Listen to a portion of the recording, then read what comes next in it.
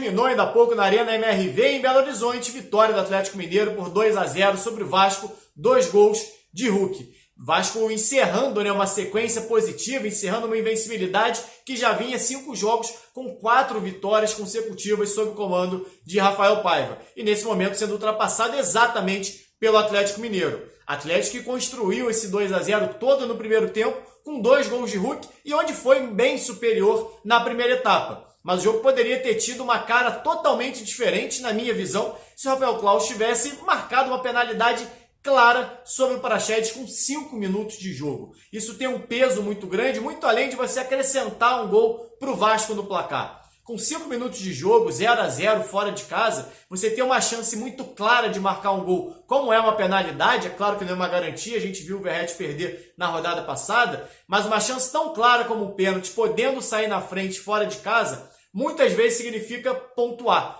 Quando você sai na frente do marcador, a chance de você vencer ou pelo menos empatar é muito grande. A gente tem visto isso, inclusive o Vasco sofrendo poucas viradas sob o comando do Rafael Paiva. Então o Vasco teve a possibilidade de mudar a dinâmica do jogo. Como fez no ano passado, por exemplo, quando saiu na frente do Galo muito cedo. Abriu 2-0 ainda na primeira etapa, depois se conseguiu segurar um bombardeio do Atlético, mais de 20 finalizações, Léo Jardim fazendo uma grande atuação e o Vasco saindo vitorioso por 2-1 logo na estreia do Brasileirão do ano passado. Esse ano, a partir do momento que o Claus não marca o pênalti no Praxedes, o jogo passou a transcorrer de uma maneira diferente. E aí não tem como a gente prever o que poderia ter sido caso a arbitragem não tivesse errado claramente nesse lance. No mais, o Atlético foi superior na primeira etapa, conseguiu, com essa linha de 4 ofensiva, com Scarpa pelo lado direito, Paulinho pela esquerda, Bernard e Hulk, levar vantagem quase sempre nas ações, principalmente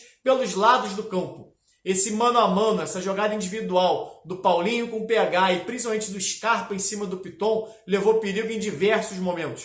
O Vasco com uma dificuldade muito grande de encaixar essa marcação pelos lados. Por dentro, Hugo Moura e Cocão mais uma vez fizeram um grande jogo. Principalmente o Matheus Cocão, que na minha visão foi o melhor em campo. Pelos lados, foi onde o Galo conseguiu criar as melhores oportunidades e foi assim que conseguiu fazer 1-0. Um cruzamento do Scarpa para dentro da área, o Hulk aparecendo livre no segundo pau para fazer 1-0. Aí entrou muito mérito também do Galo na movimentação. O Paulinho, que vinha jogando aberto pela esquerda, fez a diagonal e não foi acompanhado pelo PH. Arrastou a marcação do Michael e liberou espaço para o Hulk marcar 1-0. O Vasco até que depois disso tentou equilibrar as ações, conseguiu uma boa jogada pelo lado direito com o PH, acabou errando um cruzamento para o Verratti, mas o Vasco começou a sair um pouquinho mais depois do 1-0. Só que o segundo gol do Atlético veio muito rápido num erro crasso do Praxedes. Sem estar pressionado, sem ninguém do Galo tentando roubar a bola dele, foi fazer um recuo para trás. A gente já viu isso acontecer com o Hugo Moura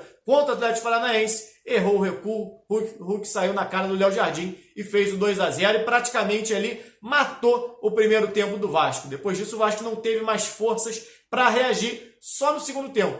Paiva começou a fazer algumas alterações no time, inclusive promovendo algumas estreias. Primeiro, a de Emerson Rodrigues, colombiano que entrou para fazer o lado esquerdo, entrou na vaga do Praxedes. O David foi jogar um pouquinho mais centralizado e o Vasco começou a ter um pouquinho mais de controle do jogo. Não pelo Emerson Rodrigues, que não fez uma grande estreia, mas pelo David, que passou a ser um cara mais participativo no jogo. Ainda muito errante, como a gente está acostumado a ver, mas o jogador que pelo menos busca o jogo. Caía pela direita, caía pela esquerda, jogando mais centralizado, se aproximando do Verratti, mas o Vasco com um poder de definição muito baixo. O Vasco passou a ter o controle das ações, passou a ter a bola no campo ofensivo, mas não conseguia finalizar com qualidade. Depois entrou o Felipe Coutinho para fazer sua reestreia, a grande expectativa, né, em cima dessa volta do Coutinho, mas visivelmente ainda fora de forma, visivelmente sem ritmo de jogo. Em alguns momentos você via que o Coutinho tentava acelerar um pouquinho, se movimentar, dar oportunidade de passe, mas não conseguia acelerar a jogada através da velocidade mesmo, né, do ritmo.